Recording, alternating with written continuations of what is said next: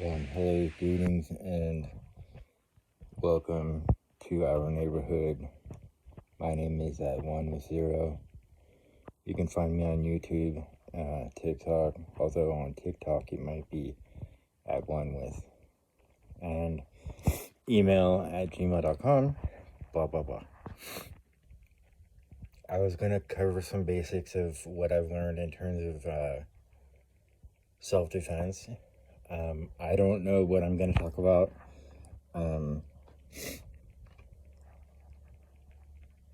I think one thing there's like two sides of fighting, in a controlled environment or not. There's a referee there or there's no referee. No one's gonna get rescued by anybody. Okay. So the beating continues for who knows how long, and then the person dies. There's no, in the street, there is no referee. Like, where's a cop when you need him, basically? I've been in so many situations where it's basically, where's the fucking police right now? Because I was being followed by a gang, of people. And what's weird is I bumped into the same gang member twice or three times, actually. And that was a fucking thing, because I was at the Greyhound bus station in Sacramento, California. And Big Herc, if you ever see this, I do like your channel. Makes me never want to go to prison. And I think that's a good desire to have.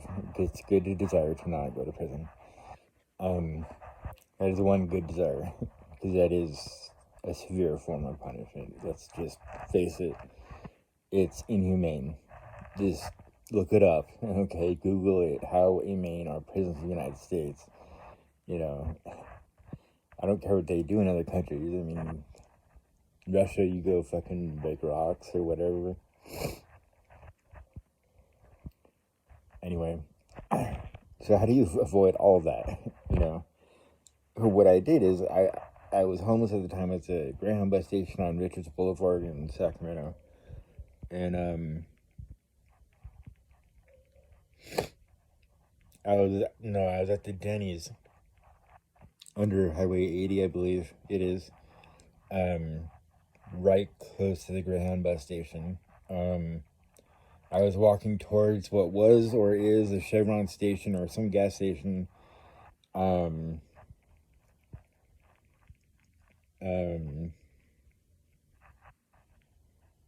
Like, I started at Denny's, and that's where I started talking to this guy who apparently was in a gang. I didn't know this at the time. I just had a conversation with him. It's like actually a really cool conversation, and I don't remember anything about it, but I felt good about it, I don't know why he kept talking to me, because most people don't talk to me for very long, for whatever reason. And I will eventually talk about self-defense, but anyway, what happened, how do you prepare for this? Okay, my theory is anybody can be ambushed. Anybody can slip on a banana, or fucking some dude, I don't know, in a table position, with his knees and arms bent, I've been pushed over a bench before. That was fucked. I think my head did hit concrete. And I was on my back, but I had all fours up, and I was ready to just tear it into pieces of it, like a tiger or whatever. And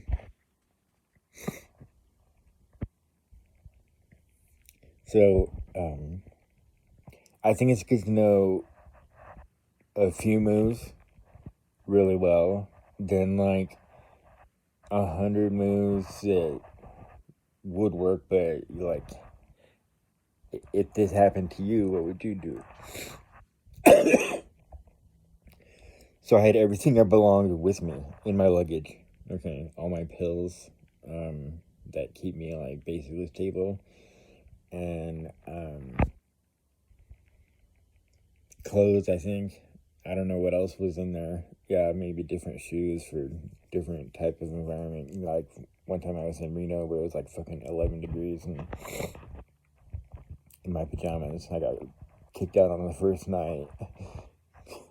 God damn. I wasn't even allowed to cross state lines at the time. I didn't know this, but apparently someone who looked just like me did cross state lines. It wasn't me though. And I do have a twin brother, by the way. You don't know this.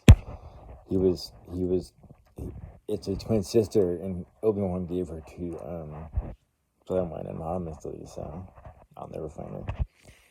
Anyway, it's better to learn like a few moves really well. Punches, kicks. Okay, there's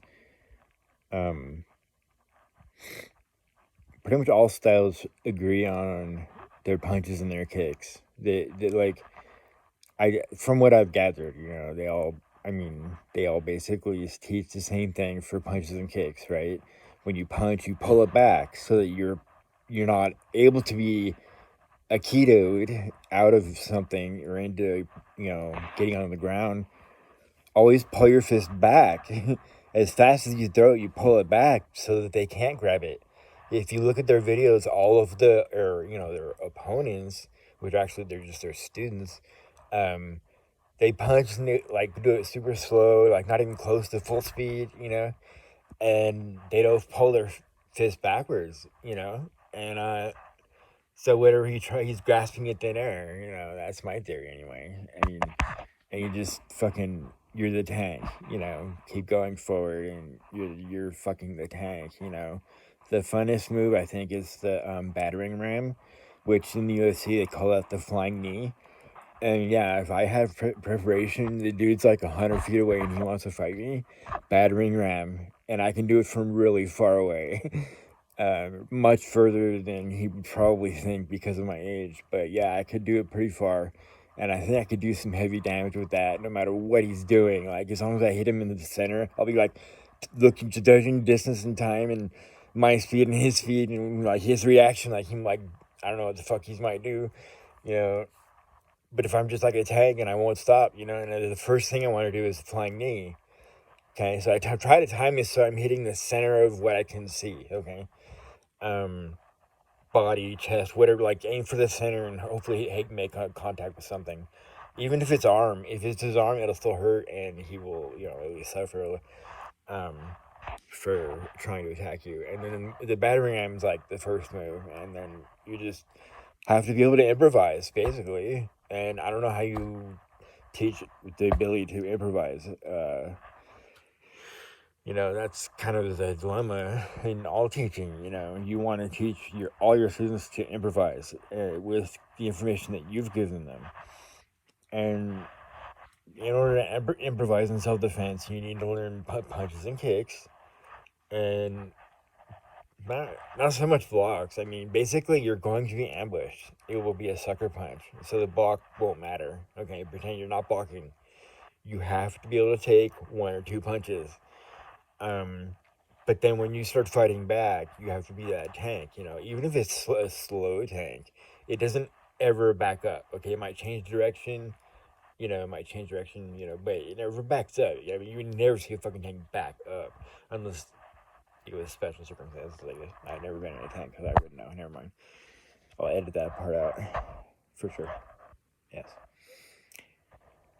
So, punches and kicks, how to throw people that are, I don't know, less than twice your weight, maybe 3 times your weight. I don't know. I mean, what is Ronda Rousey able to throw? 600 pounders? Okay, she's throwing sumo wrestlers apparently, or she will, and you have fucking 3,020.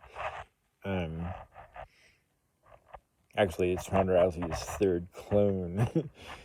Anyway.